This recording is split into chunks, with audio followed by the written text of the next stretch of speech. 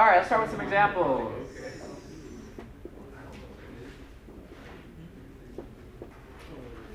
Square root of 4. 2. Why? 2 times 2. 2 times 2 is 4. Great. But isn't negative 2 times negative 2 also 4? So how come you don't say negative 2? Because you can't put a negative in square root, yes? That's true. We're not taking the square root of a negative, though. What I'm saying is, why isn't the answer to this also negative 2? Because it's absolute value. Okay. A square can be negative. No, so what you guys are saying are different things. Yes, you cannot have a square root underneath the radical. It's not real. Okay? What I'm saying is, how come the answer to this isn't also negative 2? Because negative 2 times negative 2 is indeed actually positive 4. Yeah. That's not what we're arguing. It is 4. Okay? The reason we have this thing called principal roots. Principal root, please write that down. That means the positive roots.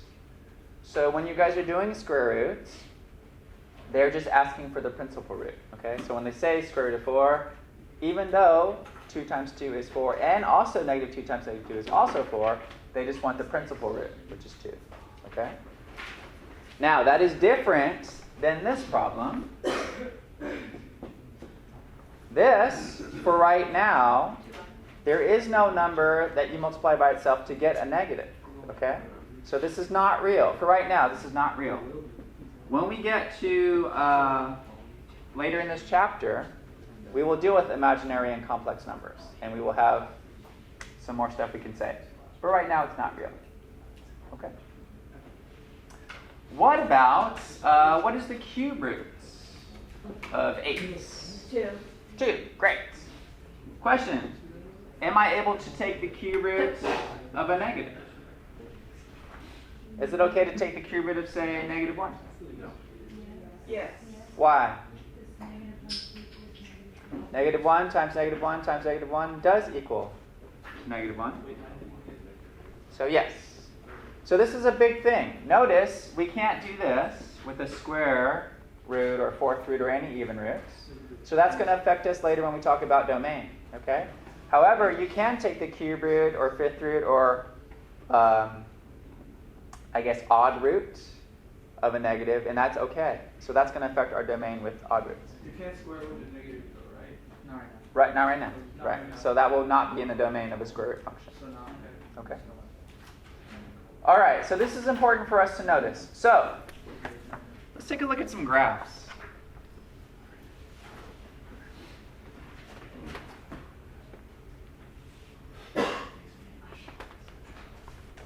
Can you guys please sketch this graph for me? F of x equals the square root of x. Now, what's the easiest way to sketch a graph? Pick some numbers, do a table of values. Okay? So let's be careful. Let's pick values that are going to work nicely for us. So 0. I'm going to start with 0, because I can take the square root of 0, right? I'm not going to put any negatives in here. Why? Because we can't take the square root of any negatives, okay? What about 1? That works. Then I'll probably jump up to, what would probably be the next good number that I could take the square root of? 4. 4, great. 9, right? If I wanted to, I'd probably go to 16. That might be a little stretching a little bit for this graph, but there we go. These are great numbers that I've picked. Now let's fill this in. The square root of 0, 0. Square root of 1 is 1. Square root of 4 is 2. Square root of 9 is 3. Square root of 16 is 4. Now I'd like you to please plot these and sketch the curve and tell me what it looks like.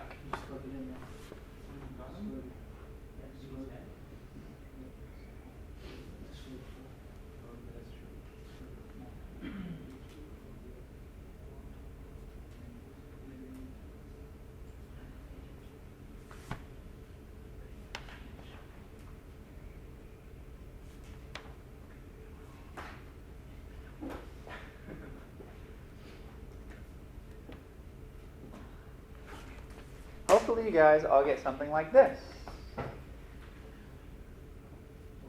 Now often when we are able to see the graph of a function, it's much easier to determine what the domain and range is. Okay? So if we have the picture of the graph, then it's a good time to say, all right, hey, let's take a look at what the domain of this thing is, and let's take a look at what the range is. So what is the domain of the square root function? What x values get utilized in this picture here? All the positive ones. So how would I write domain? Well, not all real numbers, because negative numbers are real, right? Or equal to 0. So what's the smallest value here? What's the smallest x? 0 to infinity. Right? We should be good at interval notation now. So would x is greater than or equal to 0 work? Yeah, but then again, that means this, right? Yeah. So, yes. So don't show And what range, what y values get utilized in this picture?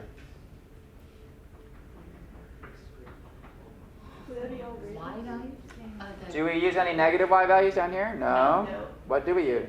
All positive. Positives again, right? So for my square root function, just f of x equals the square root of x, this is my picture, and my domain and range is 0 to infinity. Okay. Sometimes this is referred to, or when I was going through math, the swimmer graph, because it looks like, doing freestyle as your swimmer. Yeah. Easy thing to remember. And y would be the same thing, right? Greater than or equal to 0? Yep. All right, I'm going to change one thing. Instead of square roots, let's make these cube roots. And you guys draw that picture for me.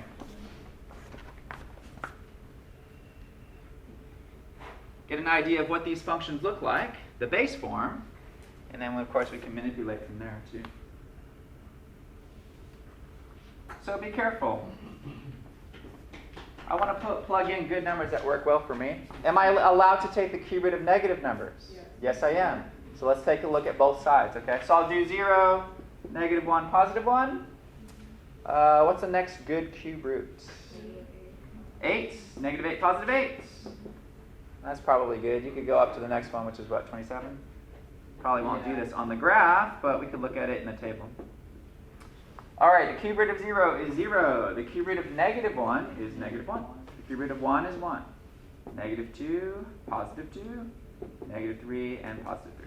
Great. Now we have our table of values done. It was pretty easy.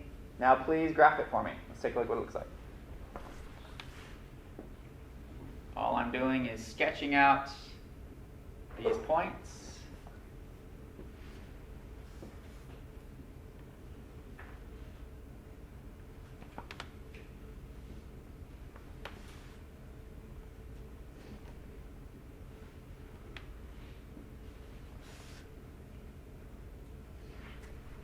Hopefully, after a little bit of time, you get something that looks like this. And again, the main point here is we're just taking a look at the functions. When I see it in front of me like this, it's really easy, hopefully, for you to determine the domain of this function. And then, of course, the range as well. So with the square root function, the domain and range were just all positive values, including a 0. What's the domain of the cube root function here? All reals, right? Mm-hmm. There's an x value that corresponds to everything here, right? So negative infinity, infinity. What about the range on this thing? As this thing goes out, it goes up and it goes down, right? So it goes on forever and ever. So what's the range? All reals. Okay? Again, that's going to help you when they give you some functions that they want you to find the domain of.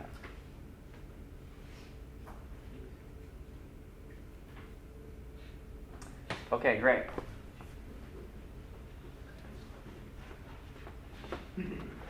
Let's do an example of 2.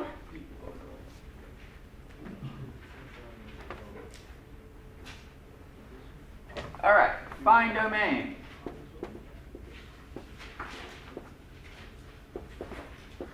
Of g of x equals the square root of 5x minus 2.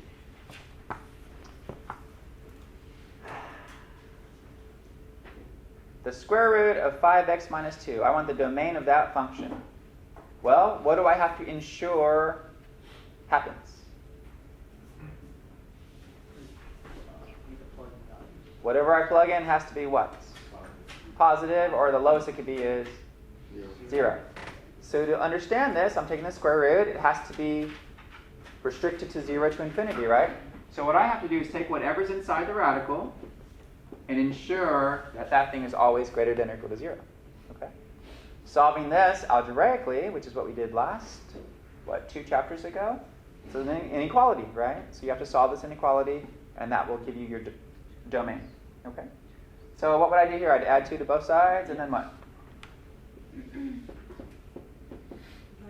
Divide by 5. X is greater than or equal to 2/5. And so in interval notation, this is my domain of this function. Okay. Where'd you get the greater than or equal to from? Because I'm not allowed to take the square root of anything negative, right? So see this thing I've circled? That has to be positive, or greater than or equal to 0. That's where the greater than or equal to comes from. Why wouldn't it be less than or equal to? Because then you're saying this number is negative, and you're saying you can take the square root of a negative, and we just said you can't take the square root of a negative. Right? We're saying that whatever's underneath here has to be bigger than or equal to 0 for it to work in the square roots. Okay? That's the domain. Yes. Oh, okay. I get you saying that. Okay? All right. All right, what if I took this same example and I said find the domain of the cube root of 5x minus 2? What would your answer be?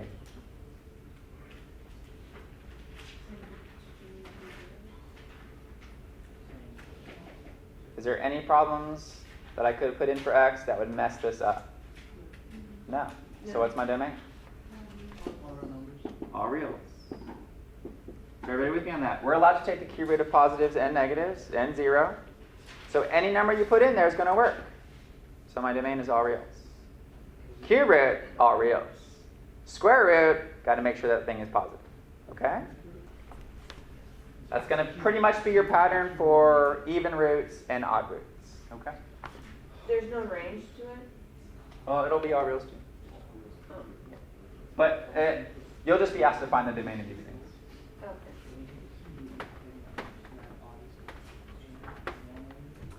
Okay, guys.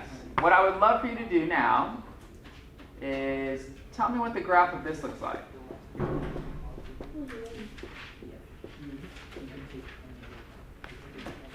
Please do a table of values and graph this for me. The square root of x squared.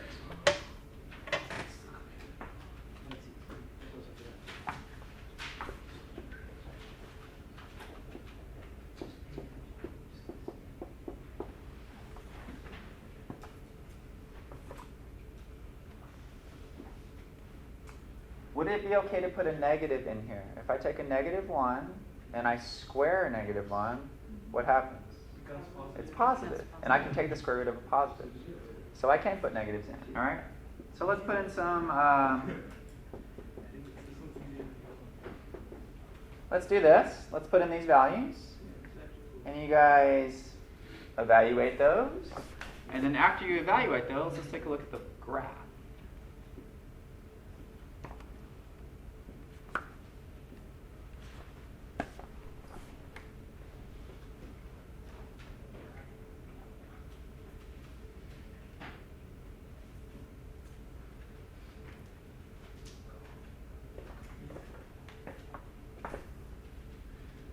So what's happening as you're plugging in these numbers?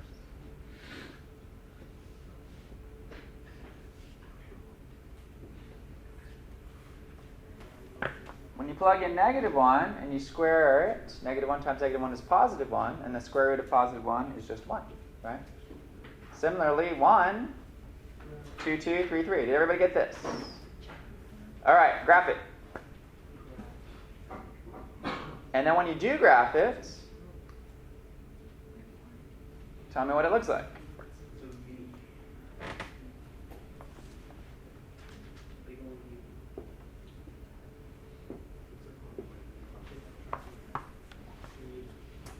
Everybody get that? Is that a graph that we've seen before? Absolute value. Does everybody remember this? This is the exact same graph as the absolute value. Okay? So, Is the square root of x squared equal to the absolute value of x? Yes, it is. Why is it not just equal to x, would be my next question.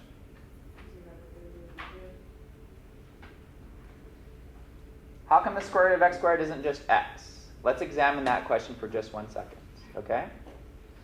I am going to let x equal -2. All right? Everybody with me so far? If I square -2, you get -2 times -2, and what does that equal? +4, right? 4, yeah. And then the square root of 4 is equal to 2. 2. Now, if I said the square root of x squared was equal to x, I would be wrong, because it's not equal to -2, it's equal to +2. All right? So the square root of x squared is equal to the absolute value of x, not just x.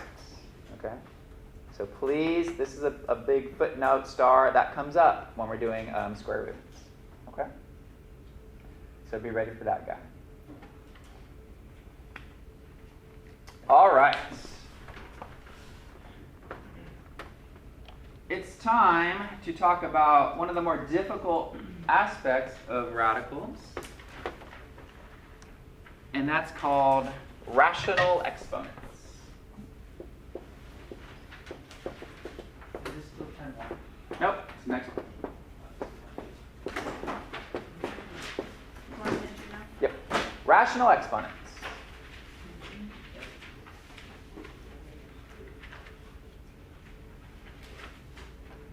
Okay. Tell me what these two words mean. Rational, what are we talking about? A ratio, or also known as a fraction? Exponents are what? The number on the top. Number on top, the powers, right? So we're talking about fractional powers, right? Great. So for example, a raised to the m over n. This is a rational exponent. So the first thing is the meaning behind this guy, okay? This means, in radical form, this bottom number n is the root, or the index. It goes out here, okay? A is underneath the radical, and m is the power. So this means this, okay?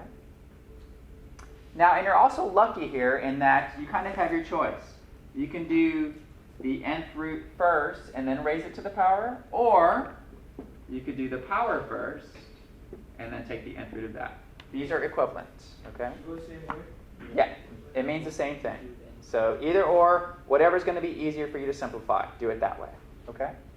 Often it's easier to, if this is rootable, work with smaller numbers and then raise it, okay? All right, let's examine this for a second. Let's talk about some terminology. So, this is called the index or the root. All right, so that could be referred to as index or roots. This symbol itself is called the radical. Whatever is underneath the radical is called the radicand. Okay, and then of course this guy will be the power, or the exponent. All right, that's your terminology, guys. The index or root, what root you're taking, square root, third root, fourth root, fifth root. The symbol itself is called the radical. Whatever's underneath it is called the radicand. And then the power itself is the power, or exponent. Okay?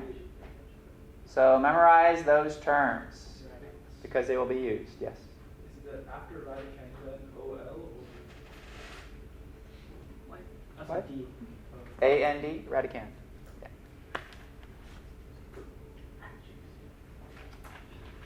Okay. The next thing, before we do these,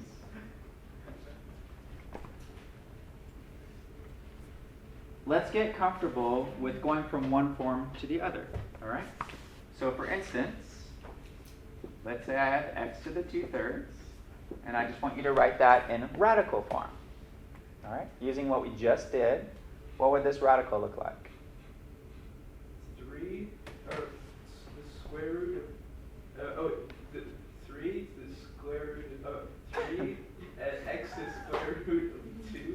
The index root is 3. The index is 3, which means cube roots.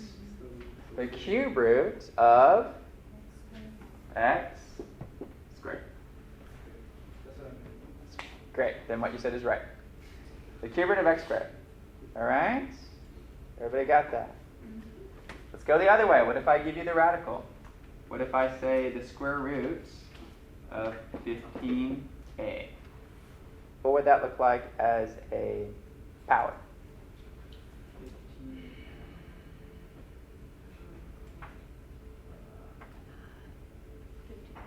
15A. The entire thing, 15a. Yeah. And what is that being raised to? Or half. 1 over 2. Yeah. So I purposely use square root because only in the square root case, you don't have to write the 2. It's understood to be a 2. Okay? If it's anything higher than 2, they have to put the index or the number there. Is everybody with me on that? But if it's not there, it's understood to be a 2. Okay? Yes? So the 2 over there is the same as the 1 over half on that. On the other Yeah. side. So this 2 here is the bottom number here. And since there's no power here, the power is 1. So if that was a 5, would you say that that side is 1 over 5? It'd be 15a to the 1/5. Yep. Okay? Now, 15a in parentheses to the 1/2. Is that the same thing as 15 to the 1/2? A to the 1/2. Does this mean this? No. Yes. Yes, it does. And that brings us to the next thing that's difficult about this section. All of our exponent rules from, I don't know, 2 chapters ago, they come back here. And they haunt us a little bit because it's much more difficult dealing with these exponents now that there's fractions everywhere. Okay? So that's the next thing we have to discover and deal with. Exponent rules. All right, so let's review some things. The first exponent rule, a to the m times a to the n. What does that equal? What do I do with the exponents? You add them. I add them. Great. A to the m plus n. Yep. Right? For instance, if I had this problem, x squared times x to the 5th, what does that equal? X to the 7th. No problem, right? Now, Wait. Is that multiplication sign in between? yep. That's exciting. What you guys are going to have to deal with today, though, is not x squared times x to the 5th. You're going to deal with x to the 2/3 times x to the 3/4. Okay? Now, same rule. I want to add these exponents, but The can denominator is the same. right. I can't add exponents or I can't add fractions unless I have the same denominator. Okay? So that's what you guys need to do. Get a common denominator and then we can add them. What's the common denominator with 3 and 4? Well, Great. So I need you to rewrite this as x to something over 12 times x as something over 12. Here I have to multiply by 4 and 2, so I get 8. Here I will get 9. And this will equal 17 over 12. If I asked you to write that in radical form, what would it be? The 12th root of x to the 17. Okay? Make sure you can go from this form to this form, and vice versa, this form to this form.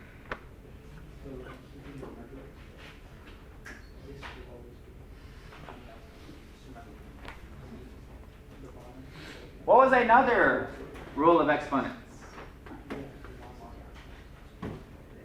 When was the only time I ever multiplied exponents? What rule was that?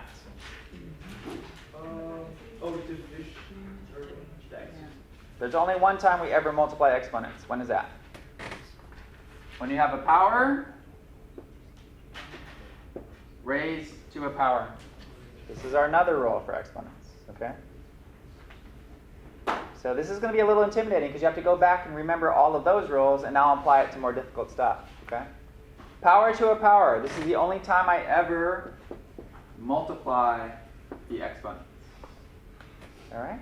But luckily for us, if I had to choose between adding fractions and multiplying fractions, what would I choose? Multiplying is easier. You just go straight across and you reduce. Okay? So actually, this rule should be not as difficult in this new section. Okay?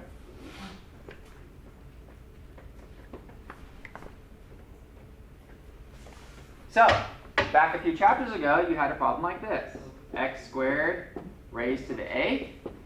And your answer would be simply x to the 16.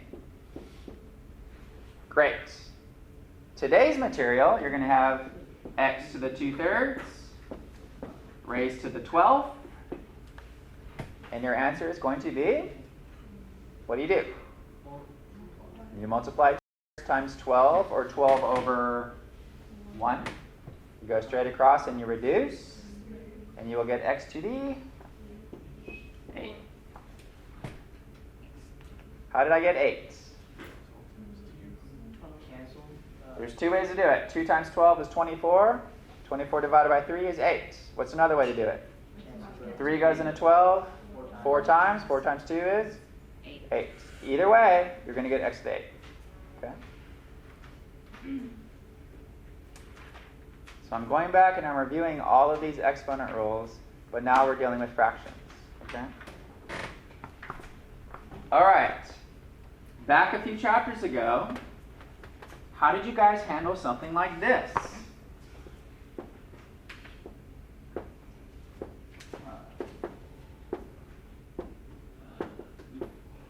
You flip the, basically, yeah.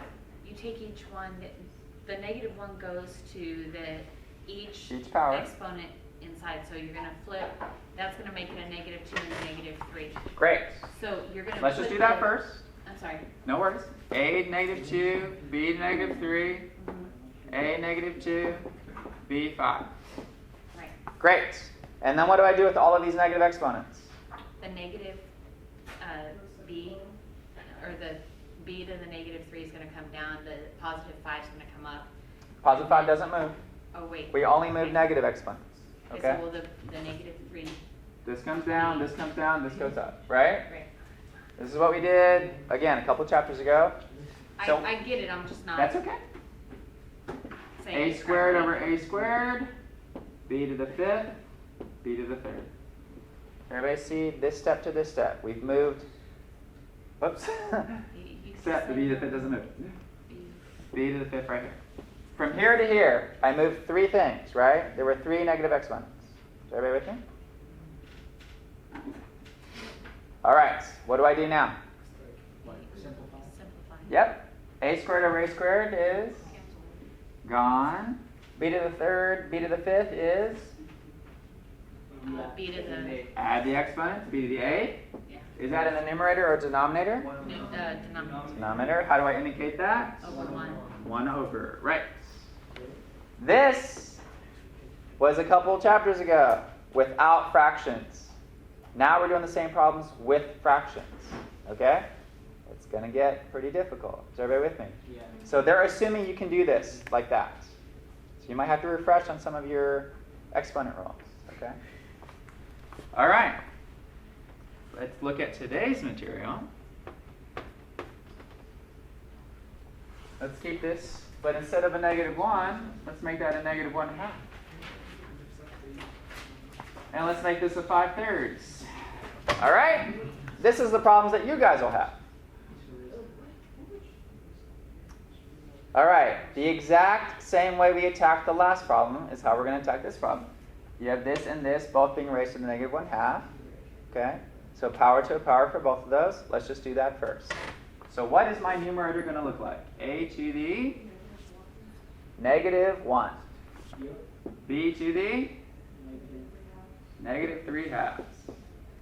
Divided by A to the -2, B to the 5/3. That's step number 1.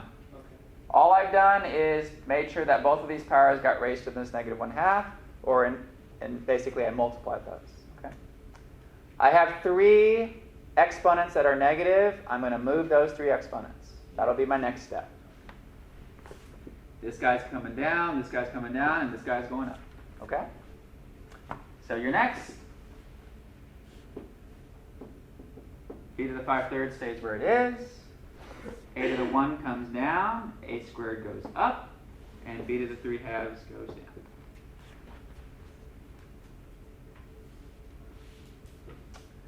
All right, yes? Will we be working with these in section or chapter 11? Sometimes, yeah. Okay, almost there. A squared over a. What do I do here? There's two a's up here. There's only one down here. Just get a in the top, right? Yes. What do I do with this guy? B to the 5/3 times b to the 3/2. I want to add those exponents, Common denominator. but I have to get a common denominator. Great. What's the common denominator going to be? 6. So I need to convert both of those to having a denominator of 6 before I can add them. Okay? So what are the denominators, or what are the numerators going to be? 10 and 9. What's your final answer for this problem? A divided by?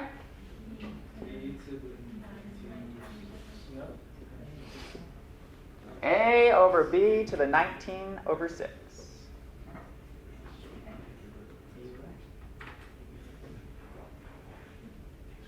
Did we understand that one? All right, I'm going to grab a couple out of the book. I'm going to look for the harder ones. Let's see how we handle it.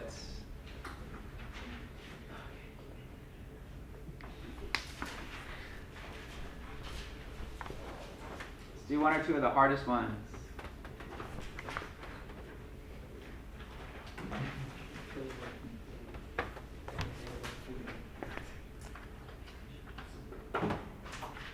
Okay, let's try this one. This one doesn't look too bad. Let's see how bad it is. B to the 3/4 raised to the 4th divided by b to the 4/5 raised to the -5. Doesn't look too bad. Go ahead, give this one a try. What's going to happen in the numerator? You'll just get b to the 3rd in the top, because when I multiply 3 over 4 times 4 over 1, 4 is reduced. It's just 3. What about the bottom? b to the -4. That wasn't too bad at all, right? 4 over 5 times -5 over 1. The 5's reduced. 4 times -1 is -4. What's the final answer? b to the 7. How did I get that? b to the -4 comes up, it's b to the 4. b to the 3rd times b to the 4, you add it, b to the 7. There's a ton of things happening. Ton of things. Power to a power, power to a power. Negative exponent move up. Then my rule of exponents, when I have the same base, I add the exponents. b to the 7. All right, I'm going to give you the hardest one I can see. Let's see if you guys can get this. The 5th root of 32x squared divided by the 3rd, the cube root of 8x. Okay. You have to convert both of these to rational exponents first, and then try to simplify. Why don't you guys give that one a shot? I'll give you a couple minutes, and then we can check it. Convert it first.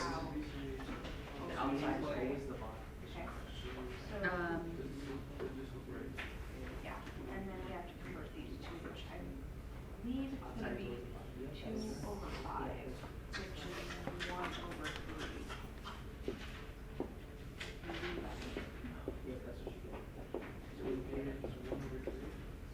Yeah.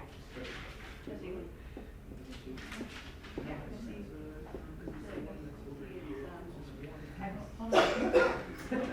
oh, it's on the other.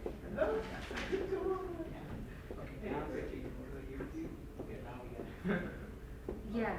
Okay. Okay, I see what you're saying. All right. Yeah. Oh, no, because they're each. Oh, they're separate. As you try to work it out, see that your first couple of steps match my first couple of steps. There's no negatives, so we don't have to flip them. But we do. Oh, the X You need to read. Yep, alright. Yeah. Then equals 32. Oh, I see. Okay, so 250.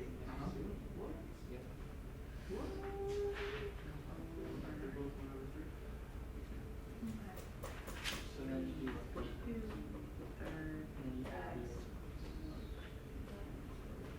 Okay.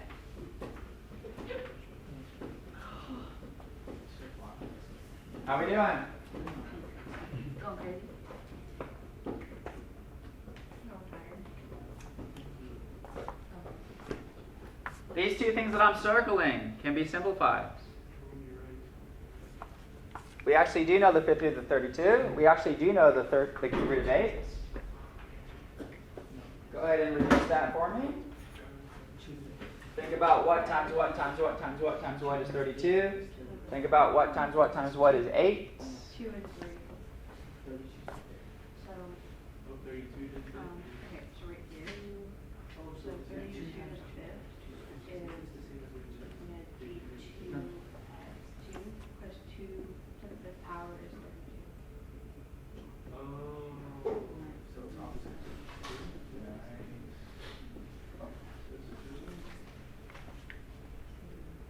And the bottom one, the x stays the same.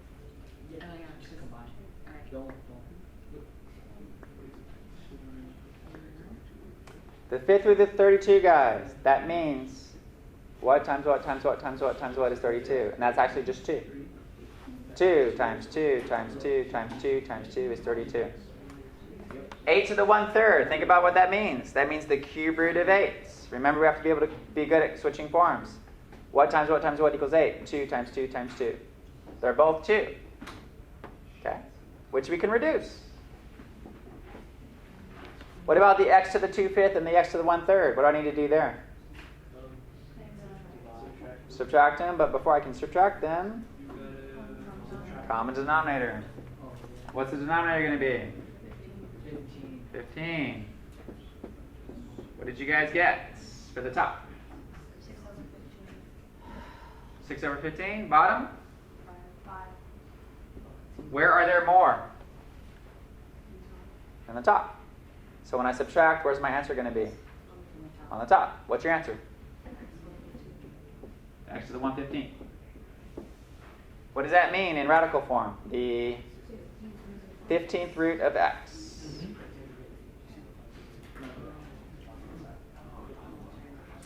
That's the hardest one I could see in your homework. If you can do this one, you can do any of them.